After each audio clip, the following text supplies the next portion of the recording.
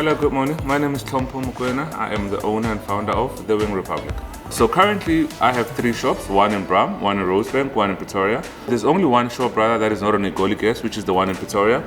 But my Bramfontein shop and my one in Rosebank use Egoli gas. Over and above the brick and mortar shops that I've obviously just mentioned in Pretoria, Bram and in Rosebank, we literally have wings on the go. So we got 2 food trucks that we do events, markets and events. So I think above everything else, that's where our business started, you know. I mean, we started our business in Soweto in 2014.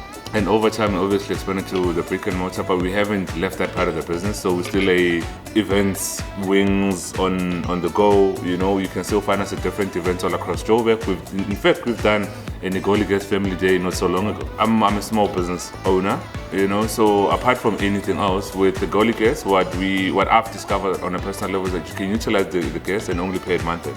The shop gets busy on month end, so it means I've got a bit more cash flow. 1. Number 2 is that because it's already in the shops, you know, it's literally a pipe, you open and close it. It means I don't have to worry about people coming in and out with LPG gases at the shop.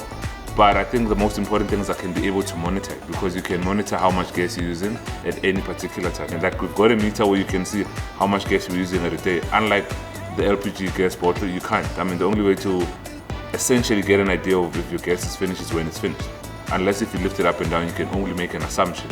But with the Egoli gas, it's already measured, it's already metered rather. So what that means is that I'm able to see my usage. There's no need to store anything, but like literally there's gas pipes there and you just plug and play, you know, you just plug and play. So there's no need for anything like that. But it's also a safety thing as well. I mean, there's the safety switches on and off there. So I just know that in the event, you know, touch wood, nothing happens. We just close it and that's it. We've used electrical equipment before. I mean, this was way before we even got into a brick and mortar situation.